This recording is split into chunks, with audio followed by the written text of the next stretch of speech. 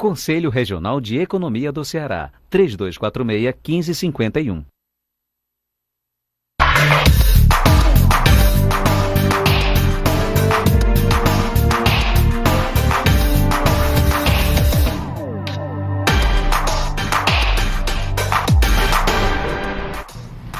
Olá, o interesse do investidor estrangeiro no setor imobiliário brasileiro vem crescendo desde 2001, quando entraram no país 187 milhões de pessoas com essa finalidade. No ano passado, a injeção de dinheiro externo somou 3,6 bilhões de reais. A grande novidade dos últimos 2 anos é que os investidores mais conservadores passaram a engrossar a fileira de interessados.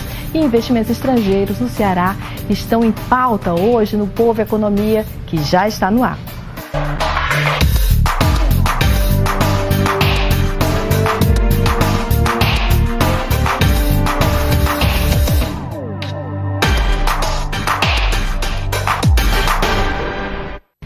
Para falar sobre o assunto de hoje, eu recebo aqui no estúdio o secretário-geral da Câmara de Comércio Brasil-Itália da região Nordeste, Alessandro Colombara, o advogado-presidente da Câmara Brasil-Portugal no Ceará, José Maria Zanoc, e a assessora do Escritório Econômico de Israel, Sheila Stutzman. Muito obrigada pela participação de vocês no programa. E eu queria começar falando sobre os interesses, o que leva, o que atrai o investidor estrangeiro no Ceará. Vou começar aqui com o Zanoc, que Obrigado, é da Câmara Neila. Brasil-Portugal. Sempre um prazer estar aqui com vocês, do Grupo Povo, nosso parceiro de todas as horas. A Câmara está comemorando 12 anos nesse mês de junho, que é motivo de satisfação para nós, que acompanhou aí esse ritmo de crescimento dos investimentos estrangeiros, como você bem falou. O Ceará como destino, né, ainda era pouco conhecido, né, no início do século XXI, digamos assim, para o investidor estrangeiro, né? Então foi feito um esforço através do governo do Estado também e de entidades como a nossa de colocar o Ceará no mapa, né, em termos de econômicos, digamos. O Ceará é um estado que cresce no contexto do Nordeste, normalmente acima da média dos demais estados brasileiros, porque teve um desenvolvimento tardio, digamos assim, né?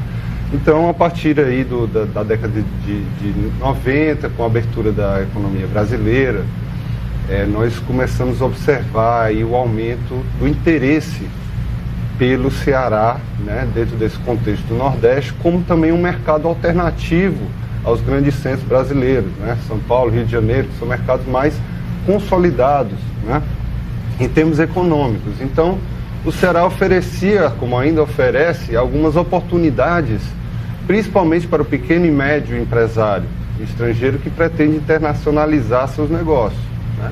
E aí foi que os portugueses redescobriram, como se dizia na época, né, o Brasil e, em particular, o Ceará, que se destacou como o segundo destino de investimentos portugueses no Brasil, né? O que demonstra a força também da comunidade portuguesa aqui, né? Nós temos exemplos emblemáticos aqui no Ceará de portugueses que vieram e aqui fizeram grandes negócios, constituíram grandes empresas, né? E nós esperamos contribuir sempre com esse processo de internacionalização da economia cearense e sempre dar aquele suporte necessário, tanto a nível institucional como a nível mesmo da relação de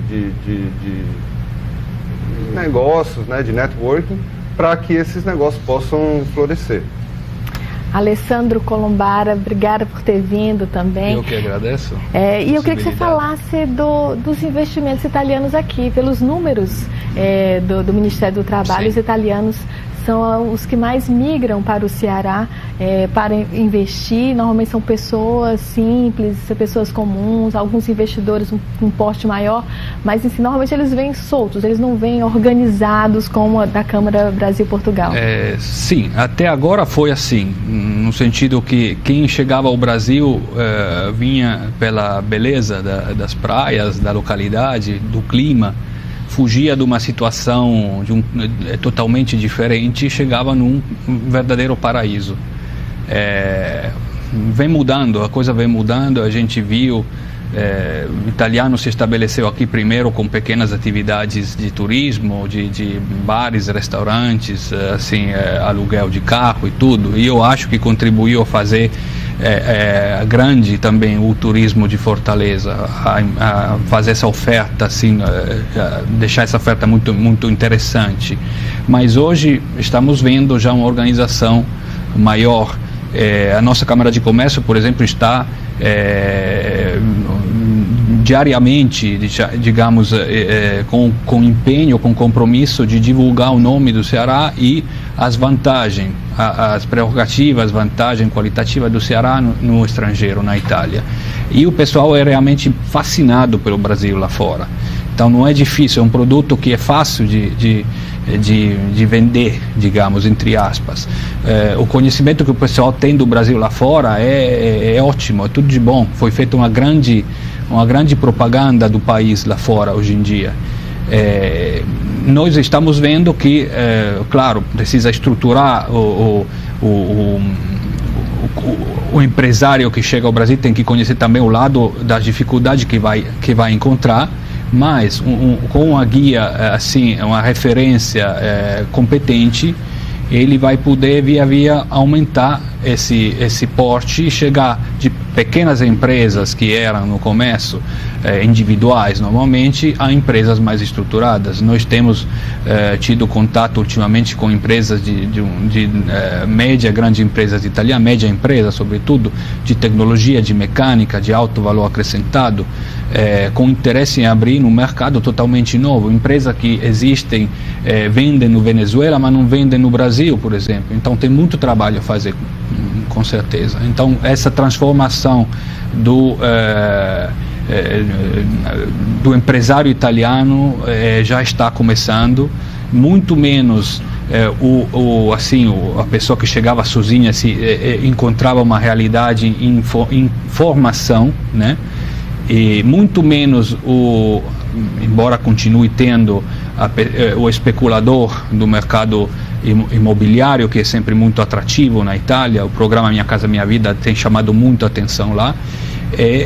Está se transformando, está chamando atenção já para empresas de um certo nível, de um certo porte. Sheila Stutzman, Israel, nós também temos um longo relacionamento com Israel, não no plano de investimento, se você me corrija, mas a gente não vê os números saltarem, mas muito na troca de informações e tecnologias. Bom, em primeiro lugar, obrigada pelo convite. E eu acho que eu estou em desvantagem aqui, porque Israel hoje tem só 65 anos, está bem longe de Itália e Portugal, né? Mas eu acho que nós temos já uma história assim, bastante interessante com o Brasil e com o Ceará em especial, porque um dos primeiros projetos fora de Israel, né, que foi feito aqui no Brasil, foi feito aqui no Nordeste. É um projeto muito conhecido na área de Petrolina, foi uma parceria da Codevasf e Banco do Nordeste com o Ministério da Agricultura de Israel. Mas, na verdade, o que Israel está fazendo com o Brasil hoje é estabelecer alguns acordos de cooperação, porque as nossas empresas elas têm muita tecnologia. E a tecnologia, para ser compreendida, ela não é compreendida tão facilmente, né? E então foram estabelecidos alguns acordos de cooperação. Eu cito dois mais importantes, que são os acordos de livre comércio. Israel é o único país fora do bloco Mercosul que é signatário desse acordo, é o único país no mundo, inclusive, que é signatário do acordo com o Mercosul. E o acordo de pesquisa para projetos de pesquisa e desenvolvimento, que nós já estamos no segundo edital com o MDIC aqui no Brasil, o Ministério da Indústria e Comércio, que certamente irão propiciar trocas, né, bastante interessantes. A parte disso, algumas áreas de excelência em Israel que são necessárias, né, aqui no Brasil e que a gente vem trabalhando, a gente vai ter a oportunidade de falar, né, aqui no Nordeste em especial, na área de águas, né, em Israel também existe um problema muito sério de águas E também temos alguma coisa na área de segurança, acordos que inclusive estão mudando o perfil das exportações de Israel para o Brasil, que nos últimos anos eram basicamente produtos químicos, né, para a agricultura, e hoje a gente já tem a área de segurança com aeronaves, né, sendo vendidas aqui para o governo federal, Polícia Federal, e o governo mesmo federal, as naves não tripuladas, né? Essa área de segurança está tomando um vulto enorme, e a gente agora nesses próximos 2, 3 anos, com a Copa do Mundo e as Olimpíadas, as empresas israelenses também estão sendo bastante requisitadas, porque tem expertise, né, nessa área. E aqui para o Ceará a gente tem boas novidades também, a gente vai colocar para você. Quais são as novidades? Vamos logo começando sobre os investimentos. Em termos de projeto, inclusive uma comissão agora da FIEC participando de uma visita a Israel. Tem uma assessoria da Universidade de Ben Gurion, que também já é um caso que é bastante antigo. Na verdade, um dos membros dessa consultoria participou daquele projeto antigo, né? Na época que o Dr. Pedro Cisnando era secretário, era do Banco do Nordeste, né? Então já é um conhecimento bastante antigo. E durante esses anos todos eles nunca perderam contato, né? Mas o programa da FIEC é um programa pontual, que não é de governo para governo, mas sim é um trabalho de cooperação, se não me falha a memória, para manutenção no Estado das inteligências, né, que normalmente os nossos jovens saem para estudar fora e acabam ficando fora, né? E eles, na verdade, devem voltar para trazer, né, todo esse conhecimento para cá. Então é um trabalho muito, muito bacana que eles estão fazendo. Principalmente nesse momento, né? Por falar em investimento, inteligência, tem hoje uma troca de informação muito maior. Nós estamos importando, inclusive, médicos de Cuba. Já se pensou em trazer engenheiros também de outros lugares. A gente tem uma migração coreana também em função da siderúrgica. Eu queria passar aqui o Zanon, aqui também o Alessandro, também Sheila, vocês podem falar. Com relação à vinda de profissionais aqui, como é que vocês estão percebendo? Neila, o que a gente observa é que, como eles também falaram, os países desenvolvidos houve uma mudança de perfil, né, da economia. No caso de Portugal, eles se inseriram no contexto da União Europeia, né? Então houve um processo intensivo de qualificação, né, da indústria, a ponto de hoje a exportação de serviços, né, ser um produto relevante de Portugal. Então aquela imagem de Portugal que nós temos, do Portugal tradicional, assim como é na Itália também, já não é. O Portugal já não é mais só o vinho, já não é mais só o azeite, né? Portugal é tecnologia também, né? E hoje dispõe das mãos de obra mais qualificadas do mundo, né? Jovens que estão, em virtude do refreamento da atividade econômica, sem, né, emprego. Então, é natural que essa mão de obra possa ser deslocada onde ela pode ser utilizada, né?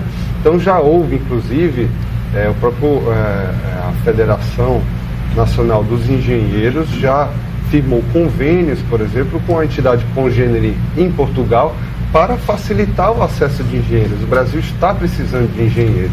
E os engenheiros portugueses falam português, né? Então, é sempre um caminho de mão dupla, né? A presidenta Dilma, inclusive, está indo a Portugal, né, onde vai tratar do papel do BNDES nas privatizações portuguesas. Você vê, existe esse nível de integração que nós devemos sempre buscar, de que possamos explorar num regime de cooperação e até de solidariedade, né, poder explorar o que cada país tem de melhor, né? Então, nós temos observado muito a vinda de profissionais, principalmente jovens, né, que estão sem oportunidade de trabalho nos países, principalmente portugueses, espanhóis, italianos, né, que vêm aqui, enfim, tentar crescer profissionalmente. E existem hoje, é algo que precisa ser dito também, vários entraves a essa entrada, né? Então, assim, o Brasil agora até recentemente tentou modificar a legislação de imigração para dar uma maior flexibilidade, né, para a vinda de técnicos especializados estrangeiros que viessem trabalhar aqui. Então, assim, mas essa política ela precisa ser consistente, precisa ser a longo prazo. Né? Ela e ainda é muito burocrático, como tudo no Brasil. Aliás, é algo que trouxe um dado aqui, dentro de um recente estudo, a entidade mostrou que o Brasil nos últimos anos caiu 5 posições do índice de competitividade, né? Ou seja, de 60 países o Brasil está no número 51. Então, Nelly, enquanto a gente não conseguir superar essas dificuldades, assim, o Brasil será eternamente o país do futuro. Ou do nunca, né? Se a gente não cuidar agora. E nós vamos fazer um rápido intervalo e voltamos daqui a pouco. Até já.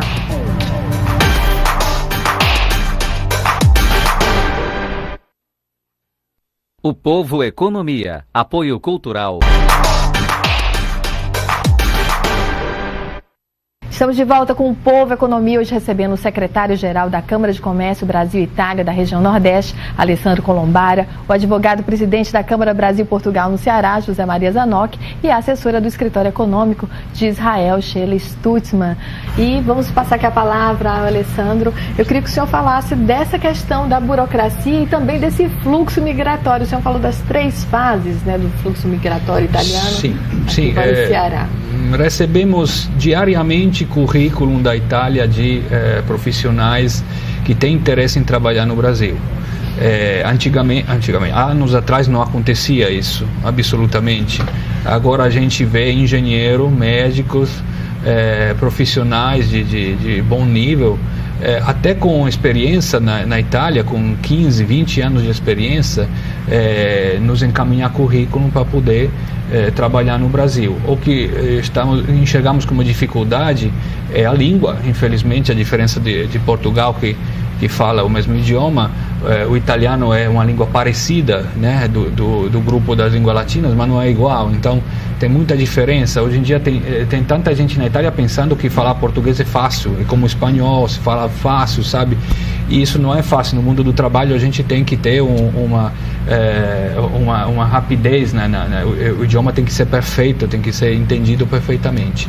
E esse é um dos problemas que nós sempre frisamos. Isso, inclusive, esse é um trabalho que poderia ser feito lá no Brasil, na Itália. Eu falo como Itália, mas em outros países também, de potenciar os cursos de língua portuguesa. A embaixada poderia já começar a procurar lá os profissionais, criando lá, já dando curso de língua, eventualmente da legislação trabalhista no Brasil e tudo. Essa é uma das possibilidades que a gente poderia percorrer para já trazer para cá profissionais formados, né, e ser prontos a ser introduzidos no mundo do trabalho do Brasil, porque realmente demanda tem, né? A gente aqui no Ceará está vendo, está assistindo ao nascimento de um polo mecânico, metal mecânico, siderúrgico. Eu não creio que seja só coreano que vai ter a oportunidade de vir para cá, porque a tecnologia é uma tecnologia, por exemplo, no ramo siderúrgico, a Itália é um dos maiores possuidores de tecnologia nesse ramo. Mas realmente, se a gente não produzir, o técnico vai trabalhar num ambiente de trabalho brasileiro, então tem que ser treinado por isso. Ele tem que se adaptar. Tem que se adaptar. Isso é o que a gente está vendo como a primeira dificuldade, inclusive como justamente já foi falado aqui, a dificuldade burocrática. Hoje em dia, entrar com um pedido no Ministério de Trabalho para você ter um trabalhador estrangeiro na sua empresa não é fácil, realmente não é fácil. É fácil tê-lo assim, ter uma pessoa por um breve período, 3 meses, 6 meses, para fazer uma instalação, para fazer uma manutenção. Isso aí é muito fácil, se consegue diretamente em qualquer consulado. Mas é fácil um trabalhador brasileiro se estabelecer na Itália? Eu acredito que seja mais fácil, porque o sistema lá foi um sistema que permitiu, que abriu as portas. Durante um certo período, eu não vou dizer agora que se é justo ou se é errado, não me compete, mas a política italiana, quem governava, pensou em abrir as portas, uma parte para suprir a deficiência que a gente estava tendo em novos operários, a gente está passando, como vários países na Europa, por uma fase de natalidade decrescente, né? Um fator demográfico que vai influenciar a economia e o comércio. Então, preferiram abrir, não sei se o contexto foi só econômico ou foi político, mas a abertura foi feita de uma forma que facilitou a entrada. Não facilitou a entrada de profissionais, de cérebros, digamos assim, de técnicos, de engenheiros, mas facilitou a entrada de muita gente. Agora a situação não sei se mudou, mas com a crise claramente fica mais difícil agora uma pessoa do Brasil e na Itália procurar trabalho com essa crise lá.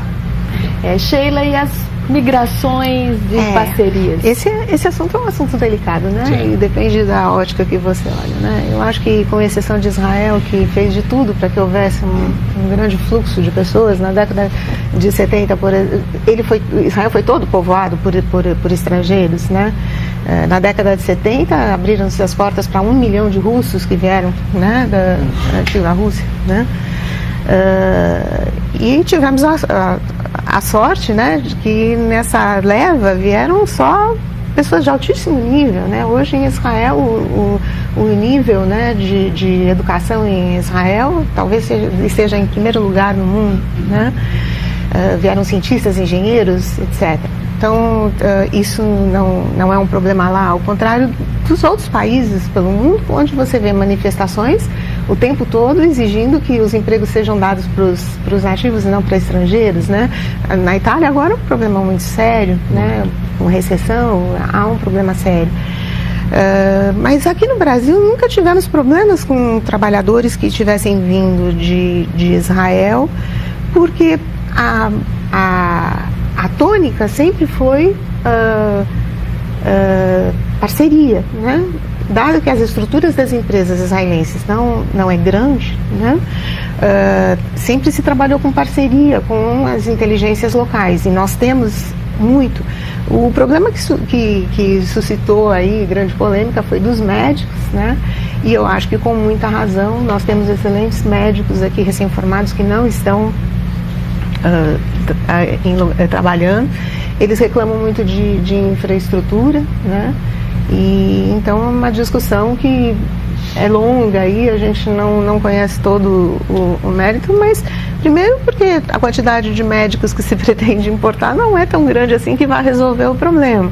Eu acho que o problema deveria ser resolvido internamente e realmente valorizar esse trabalho, por exemplo, que a FIEC faz, de ter as nossas... Formar as pessoas Formar aqui. as pessoas aqui. Agora tem que se dar estrutura para que eles tenham trabalho, né, nas melhores condições. Então, eu acho que o problema não são exatamente as dificuldades, porque existem formas, existem vistos de trabalho, quer dizer, a burocracia não chega a limitar a vinda desses profissionais, né? Eu acho que... O que essa troca pode contribuir em termos de troca de tecnologia, de formação de pessoas? Pode acelerar? Por exemplo, muitos brasileiros vão para Portugal estudar, fazer mestrado, fazer doutorado, né? A gente não vê o mesmo fluxo vindo para cá estudar no Brasil ainda. Embora eu tenha conhecido em Portugal uma médica que pretendia fazer doutorado no Brasil, numa área específica que ela considerava que existia um know-how mais interessante no Brasil que na Europa. Então, o que isso pode contribuir, enriquecer na educação? Muito simples. Aqui se falou de alguns temas, algumas coisas que o Brasil precisa, né? Falou-se em educação, falou-se em tecnologia, falou-se em infraestrutura, né? São coisas que faltam muito no país ainda, né? Não quer dizer que o Brasil não tenha, digamos, instituições de ensino de ponta, porque existem instituições de ensino de ponta. Só não está tão, digamos, disseminado. Nós não temos tantos exemplos como em Israel, né? Onde eu até já morei. Eu conheço a Sheila, passei uma temporada lá a Israel, pretendo fazer meu doutorado lá, viu? Que bom. que realmente é um país impressionante. Você chega lá, em cada esquina que você vai, você encontra assim, grandes exemplos, né, de como se construir um país, né, de como investir em educação, né, como se investir nas tecnologias, que é algo que o Brasil precisa muito.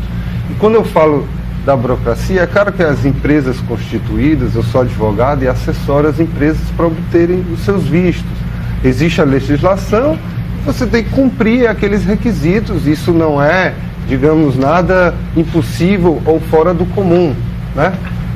Quem vai sofrer mais com isso são aqueles pequenos, médios, né? O profissional autônomo, são pessoas que muitas vezes não têm acesso, né, a um bom advogado, né, a uma empresa. Então, assim, já que o Brasil está precisando de mais professores, né, de mais engenheiros, de mais médicos, de mais profissionais qualificados, que é isso que está se buscando, né, então deveria haver uma política, né, para trazer eu posso falar propriedade porque eu sou brasileiro, né? Então, assim, eu prezo pelo futuro do nosso país. Então, acredito que o Brasil precisa olhar mais para essa oportunidade que se abriu com o contexto econômico nesse atual. Nesse momento de pleno emprego.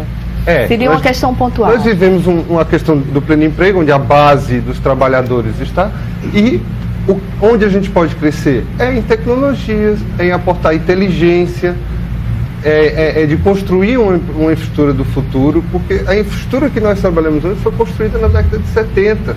Né? A maioria dos portos, aeroportos, rodovias, hidrelétricas, enfim, nós estamos trabalhando com algo que era de um Brasil muito diferente do Brasil que é hoje, né?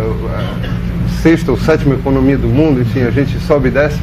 Mas é realmente necessário agora dar aquele passo. E surgiu essa oportunidade dessas pessoas que estão, digamos, ociosas, né, no mundo desenvolvido e que podem ser aportadas. Então, embora elas existam já os mecanismos, né, nós temos que ter uma política para atrair esses talentos. Uma política clara, né? Uma política clara para isso. E nós continuamos a falar sobre migrações e investimentos no próximo bloco e voltamos daqui a pouco. Até já.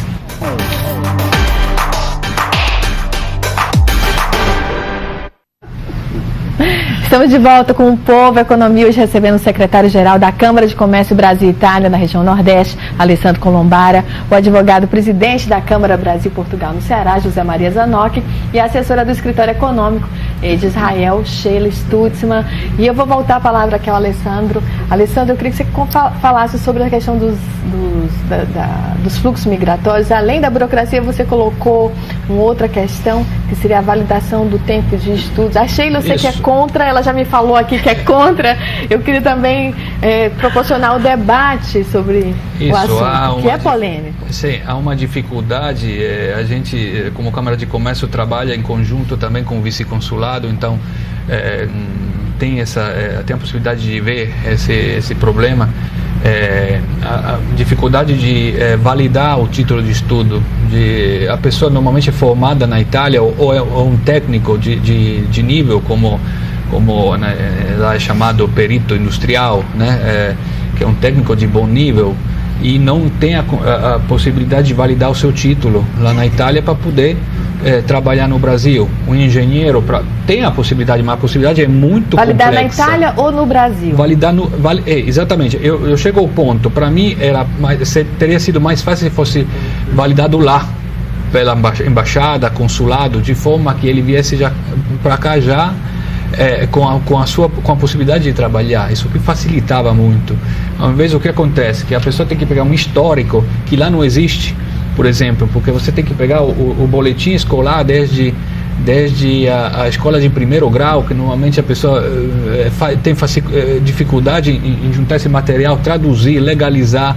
e não há como aqui um histórico que reproduz todo o caminho feito durante vários anos. Então a parte documental complica muito, isso a gente viu.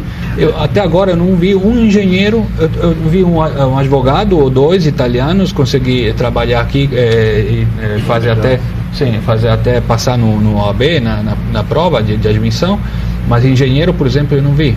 Médico, pior ainda, eu acredito que seja pior. Dá para fazer, tudo dá para fazer. Tem a possibilidade, através de faculdade, universidade, de conseguir tudo, mas é um percurso demorado, um percurso difícil, que atravessa a parte consular, a parte de legalização lá, a parte de controle aqui da documentação. Quer dizer, muito complicado.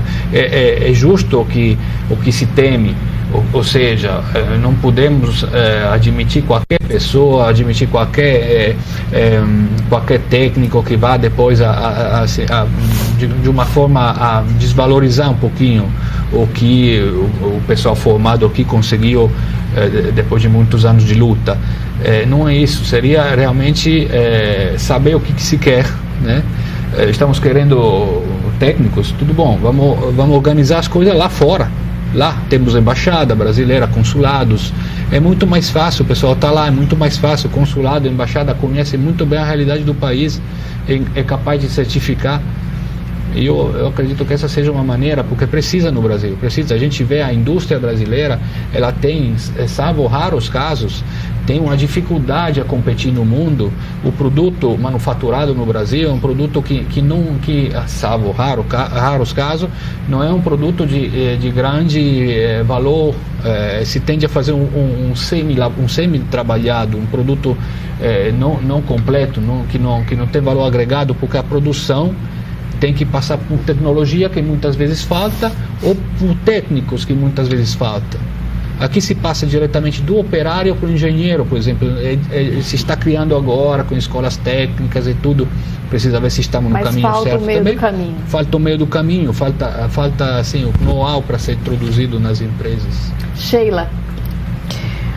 Olha, Neila, eu acho o seguinte, essas dificuldades não existem no mundo todo. Pega um médico daqui, eu conheço, aqui no Ceará mesmo, médicos super tarimbados, com anos de experiência, que pensam em mudar ou voltar para Israel e vão competir com os técnicos de lá, os médicos de lá. Os médicos de lá, sabe? E esse problema existe no mundo inteiro. Pergunte para o Zanuck se ele, como advogado, consegue trabalhar em qualquer país da Europa se ele não passar por todo um processo e obedecer às regras do país para onde ele quer. Isso leva tempo. Tá? Isso leva tempo, são as regras do país. Não, porque existe uma relação diferente. Das OABs, sabe, você tem que conhecer as leis do país, o que não é fácil, né? Quer dizer, existe todo um processo. Então eu não vejo por que a gente tem que fazer esse problema enorme. É uma condição que realmente existe aqui, mas existe fora também. Não é um problema único do Brasil.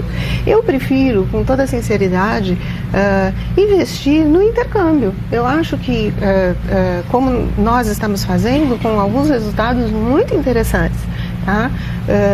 Aqui no Ceará, em especial, nós estamos com pelo menos 3 projetos muito importantes de intercâmbio. 2 deles estão sendo trabalhados pela ADES maravilhosamente bem. O Dr. Roberto Smith tem feito um trabalho maravilhoso na captação de alguns investimentos.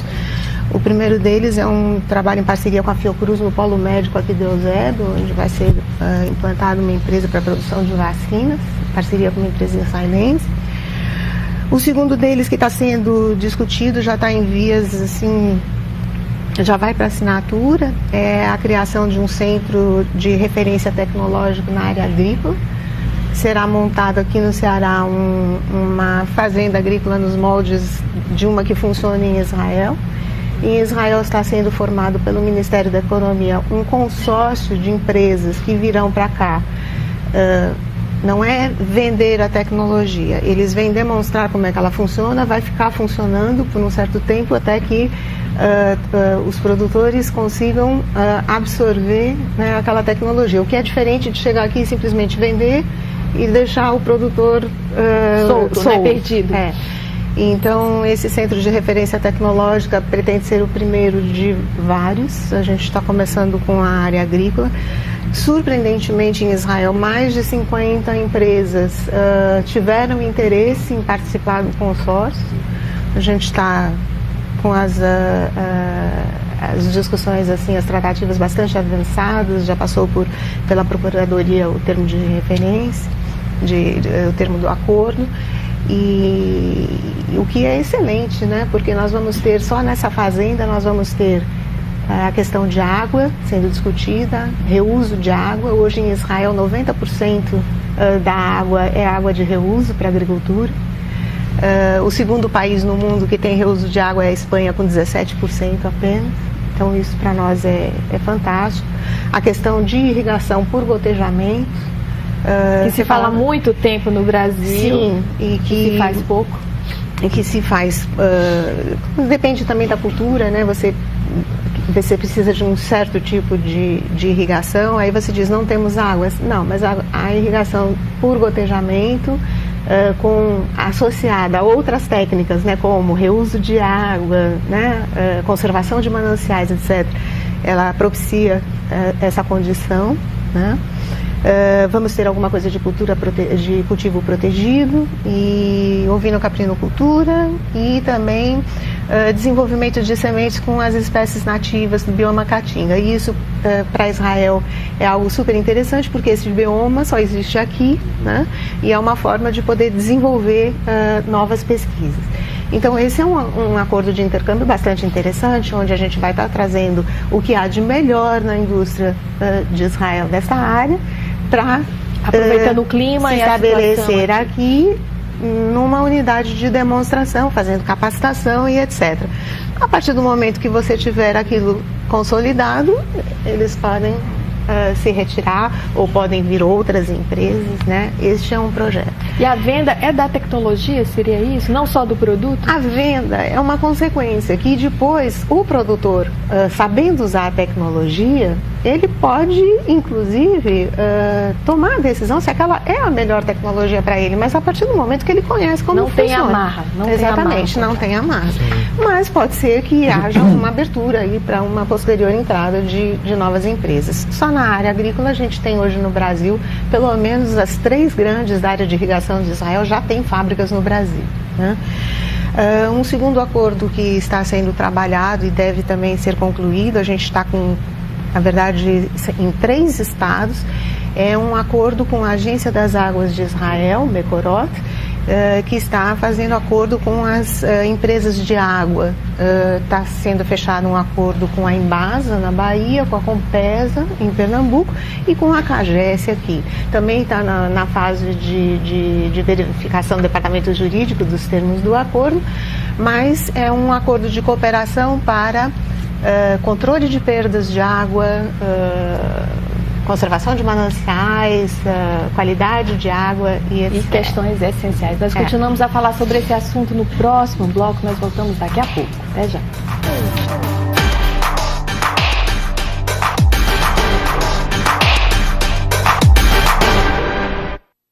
Estamos de volta com o Povo Economia, hoje recebendo o secretário-geral da Câmara de Comércio Brasil-Itália, na região Nordeste, Alessandro Colombara, o advogado-presidente da Câmara Brasil-Portugal no Ceará, José Maria Zanoc, e a assessora do Escritório Técnico de Israel, Sheila Stutzman. E vamos falar sobre o que essas câmaras, o que essas associações, essas assessorias técnicas podem contribuir nessas parcerias. A Sheila citou vários projetos em curso, o que a Câmara pode contribuir, a Câmara de Portugal? Olha, Neila, nos últimos 12 anos, a Câmara tem sido aquilo que nós denominamos um agente da diplomacia econômica. Ou seja, é essa articulação toda que a Sheila mencionou, que é o papel das câmaras. Tanto apoiar, né, o investidor que vem aqui, mas também olhar mais além, né? Essa relação é sempre uma via de mão dupla. E apesar de se denominar Brasil-Portugal já há vários anos, a nossa Câmara, ela passou a atuar em todo o espaço lusófono, como nós chamamos, né? Que são os países de língua portuguesa, né? e temos aí vivenciado o crescimento das economias africanas, né? Em países enormes que crescem a ritmos chineses e que falam português, que é um espaço em que particularmente o Ceará pode se inserir. Então nós estamos sempre olhando para essas tendências, identificando as oportunidades, trazendo os intercâmbios, né? Nós vamos fazer agora, chefe, encontros bimestrais, né?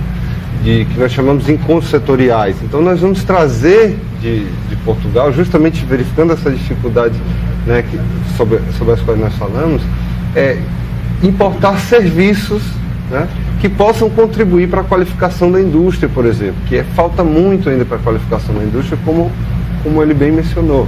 Então, tanto estamos atraindo investimentos para o nosso Estado, como também gerando negócios nos países parceiros. E essa relação é uma relação que gera desenvolvimento, né, que gera até fluxos migratórios, né? Então, assim, a Câmara tem esse papel em articulação com tanto o governo brasileiro como o governo português, como o próprio Estado, né, que nos abriga, né? E vale mencionar que nós estamos hoje, sempre estivemos sediados lá na Federação da Indústria, né, que nos abriga também, um local onde nós exploramos essas relações, essas oportunidades, e espero aí, já temos 3 câmaras portuguesas completando 100 anos, né, a de Portugal, a do Rio e agora, próximo ano do Pará, e tem também a de Pernambuco, desculpe, com 100 anos também? 3 que tem 100 anos e o Pará vai completar 1 ou 2 anos. Então eu espero que a Câmara do Ceará também no futuro possa completar seus 100 anos aí com muita história pela frente, né, e possa contribuir para as relações econômicas entre Brasil e espaço lusófono. A Câmara Brasil-Itália também é bem recente aqui no Ceará. Exatamente, a Câmara Ítalo-Brasileira do Nordeste é uma realidade que há 3 anos, praticamente, muito recente. A gente estava falando antes que a gente vê a Brasil-Portugal como um exemplo a ser seguido, porque não é fácil. O trabalho que eles fizeram foi maravilhoso durante esses 12 anos. O que a gente fará daqui para frente, o que fez e continuará fazendo, é levar lá fora o nome do Ceará e as potencialidades, não somente do Ceará, porque somos do Nordeste, mas estamos vendo que o Ceará tem mais, está chegando agora, está começando agora, enquanto Pernambuco, Bahia são mais estruturados, já receberam grandes investimentos italianos, e o Ceará tem tudo. Você está falando da Fiat, inclusive? Fiat, tem a Campari, em Pernambuco tem Mosse Ghisolfi, que é a maior produtora de garrafa PET, de material PET no mundo. Então são empresas enormes. No Ceará não temos, mas eu tenho certeza que não demorará muito com a mecânica, com a metalmecânica, com a siderurgia. Então o que estamos tentando fazer no estrangeiro, na Itália, e fazer conhecer as possibilidades do Nordeste e do Ceará em particular, as vantagens, os fundos de desenvolvimento da indústria, os incentivos, a possibilidade de fazer aqui construir aqui na zona de processamento de exportações para depois exportar, as vantagens que o Brasil fornece aos exportadores, que tudo é um leque de argumentos que lá é desconhecido totalmente. Estamos trabalhando junto com as instituições, a prefeitura, o Estado, para poder levar lá também expoentes do governo, da prefeitura, para poder mostrar o que tem de bom. Tem muito a ser feito. Sheila, as nossas considerações finais. Eu acho que Israel está trabalhando, a nossa proposta, né, para o futuro bastante próximo é o aprofundamento das relações institucionais com os governos dos estados e o governo federal. Nós vamos trabalhar agora os pontos de cooperação futura com acordos com a Anvisa, Inmetro e Anatel, que são focos bastante sensíveis para a entrada de medicamentos, inclusive alimentos, né? Então serão dos dois lados, né? Então são acordos que estão sendo trabalhados.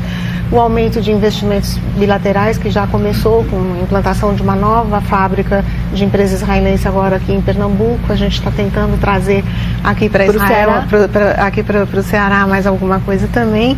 E também nós vamos entrar agora também nas discussões da segunda fase do acordo de livre comércio, que é a parte de serviços, né? Até agora eram produtos, agora vamos começar com serviços. E eu queria dizer que o acesso, né, ao escritório econômico, ele é gratuito, né? Esse é o nosso trabalho, de fomentar as relações, né? Não só comerciais, mas de intercâmbio também e de cooperação. E dizer que estamos promovendo idas a Israel durante feiras. Agora mesmo em outubro nós vamos ter a UATEC, que esse ano é o Ano Internacional das Águas, né? E nós vamos ter uma das maiores feiras de águas do mundo, de tecnologias de águas do mundo agora em outubro em Israel, a UATEC. E ficamos aqui à disposição dos governos, dos empresários, para localizar parceiros, conversar sobre acordos, enfim, esse é o nosso trabalho. E eu queria agradecer você, Sheila, Alessandro, da nossa participação aqui no programa. E no grupo de comunicação O Povo, você ajuda a escolher os temas de nossos programas, das nossas reportagens. Basta mandar um e-mail ou entrar na seção Você Faz o Povo do portal O Povo Online e enviar fotos, vídeos, comentários ou sugestões de pauta para todos os veículos do grupo, como rádio, jornal e TV. Você também pode ligar para o 3255-6167 ou 3255-6080. Participe conosco, seja parte do Povo Interatividade. E o programa de hoje fica por aqui. Nós voltamos na próxima semana. Vocês também podem assistir o programa nos horários alternativos, no sábado às 3 da tarde e às segundas 11 da manhã. Até o próximo Povo Economia.